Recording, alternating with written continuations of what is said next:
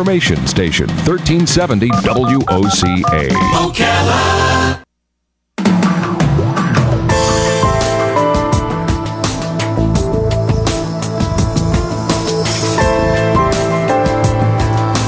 All right, 24 minutes before 8 o'clock. Thank you for tuning in this Wednesday morning.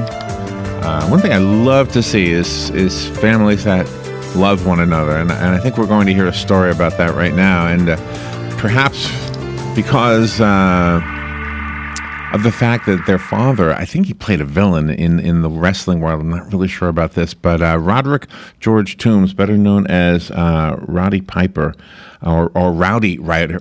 Rowdy. I'm pointing at so early. Rowdy Ryder. Oh, forget it. I'll never say it right. Ariel Teal Toombs is his daughter. She's also an actress and a singer in her own right, and she has co-written a book with her brother Colt, Baird Toombs, who is also in the world of martial arts. He's an undefeated amateur mixed martial arts fighter. He's a professional wrestler, and both of them are the children of Roddy Piper. Roddy Piper. There I go. Roderick George Toombs is his real name, actually. He died last year, I think, if I remember my notes right, just as he was beginning to write his memoir. And I think this is what we're talking about, the book called Rowdy, the Roddy Piper story. Good morning, Ariel and Colt. Good morning to both of you. Good morning. Good morning, man. Where are you? Where are you guys calling from? I'm in Los Angeles. And I am Las Vegas, Nevada. Oh, my gosh. Well, you both got up early to be with us. Thank you for doing that. Of course. Happy to do it. So I'm guessing that you had a very loving family, obviously, if you took on the task of finishing this memoir. Yeah, our family has always been very close. Yeah, boy, it's hard to talk to two people at once. I should ask you individual questions. Tell me about your dad. One of you tell me about your father. Go ahead. Okay, I'll start. Go for it. Okay, so our dad had started this book, and he had gone through a 2-week tour in Canada, and was sort of on a journey as his, obviously he was getting older and his career, was changing in a lot of ways. And so he was kind of rediscovering himself. And unfortunately, he never got to finish writing this story. So Colt and I took it over shortly after he died. And did you know about the memoir before he died? Did you know about the memoir? Yeah. Okay. He had talked with us about the book a little bit. Okay. And he had gone and done interviews, so we actually had a lot of his own personal notes and recordings of him talking with friends and family, and he was trying to get their stories about him. Okay. So it was really, really cool to see all of that when we were picking it up. It was the man that we know as the wrestler a different man than you know as the children of the... You always hear this from celebrities' children. You always hear, oh, that's not the same guy I knew. The celebrity was different than the real person. Was that true for you? Yeah, Dad it was a huge difference. So he was the number one villain of all time, which means everybody loved to hate him, and everybody loved to hate us too. Oh, no. But Dad... Oh, yeah. He took so much pride, though, in being a father and a great entertainer that he was such a different man than what you got to see. He wasn't that wild, rowdy, guy behind the scenes. He was this loving, caring dad that really took pride in being a great father. I think that's what comes through in the book, too, and I have not finished it, but I think that's what we're seeing as we read the book.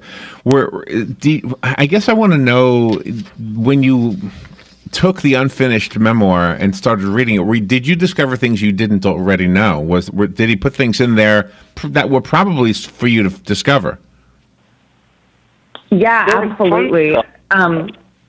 He, in a lot of ways, it was like getting fatherly advice after the fact.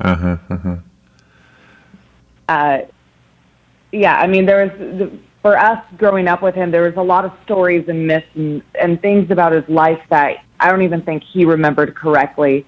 And so it was really neat to see sort of the real story of him as Roderick George Toombs. And for me personally, it was an amazing experience to get to know your dad in so much more after he had passed. Wow. How long has he been gone? Just a year? Yeah, he died in July 2015. Oh, my gosh. And the sad part was that he didn't find out about his cancer until he had an injury. How did you feel, Colt, when you found that out? Well, Dad did have cancer. He had non-Hodgkin's low grade 2A lymphoma cancer, but he didn't die from that. He actually beat cancer 5-6 years ago, and no problem. It's a common misconception. But Dad had actually beat cancer, and he died from what was a blood clot that essentially traveled and caused a heart attack. It was out of nowhere. Dad was in absolute pristine health, and he was training every day. He was fighting. He was in great shape, and just honestly, he was in exceptional shape, especially for a man who's gone through his amount of damage in years. Yeah. So it was out of nowhere. Dad, he definitely came as a surprise to everybody. Do we credit him with starting WrestleMania? I'd say he deserves some credit. Yeah? He deserves some credit, yeah. But, there's a lot of other guys that went into that. As much as I'd love to say Dad is solely to the one who made it happen, there's a lot of guys that were real good there at that time to make that happen. How did he feel about people saying that wrestling was all prearranged? How did he feel about that notion that you always hear people say? Well, Dad was one of he the would old always. school. I'm So sorry. he would always tell us. Good. He would always tell us that there's no way to make you believe wrestling's real, but he can sure make you believe he's real. Oh, that's amazing. That is absolutely amazing. The wrestling might be choreographed or however you want to say it, but I obviously there's real athletes in that ring. When you see somebody doing what they do, there's no way I could even last maybe I could last a minute, but that's about it. Yeah, I don't know. You really can see these guys have to be in shape to do those things. Oh, yeah. They're some of the best athletes in the world. If you think in a MMA fight, yeah, sure, it's hard to get punched, but imagine knowing that punch is coming and not moving. It is 10 times harder. I used to say a lot. I'm a pro wrestler myself, and we leave a lot of passion for the sport in our family. When people would come up and say, hey, wrestling's fake, your dad's fake, he's a phony, I'd be like, that's so great. I'm so glad you feel that way. So why don't you let me drop you from 12 feet up and let me see you fake gravity? You're getting hurt in there, and those guys are going for it. Oh, I like that. Both of you are really a true testament to your dad in every aspect of his personality. Ariel, you're an actress, and he had to be an actor in his profession. Colt, you're into wrestling and the mixed martial arts, which he was, the super wrestler as he was. You both have a huge legacy on your shoulders. Yeah, it's no pressure at all for us. Yeah. well, he raised a couple of good-looking kids. Always... Look at you two. I'm looking at the picture of you both. You're beautiful and you're handsome. Ariel and Colt, respectively. Thank you very, very much. Yeah. No, I appreciate that.